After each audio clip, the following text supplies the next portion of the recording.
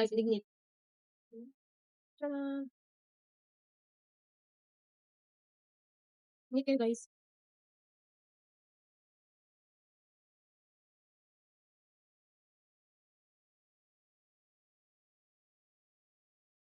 For only 20 pesos.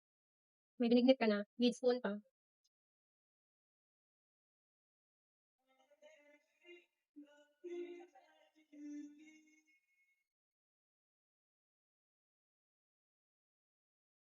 Alam mo guys, na ako kanang nangita ko kung ano ba kanang ngayon.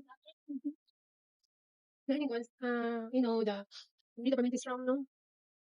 The permanent strong, pero makaminaw ko kung RDR talks karon. So, sa ino ka nang, kung ano natag ka nang, grabe naman na itong kinabuhi ko eh. Grabe na dyan kayo ang mga struggle and trials in life. So, pero na-realize na ako nga, dapat ay mas grabe nga tao nga nagian. So, ako lang una-una nga, kaning ako ang mga na-experience nga pagsulay karon, mas napay mas lala jud nga laing tao nga na-experience. Napay mas lala jud na tao. Nga, kung i-compare sa tuwa, mas lala ilang nagian. So, kana lang guys na mas dapat nga, thankful gihapon ta, miski dili man na blessing, dili dapat mag-thankful lang ta sa blessing ni God. Dapat thankful po ta sa iyang mga trials nga ginahatag sa tuwa kay. Na rason nga gihatag na ni God sa tuwa. Na better reason pod nga gihatag sa tuwa.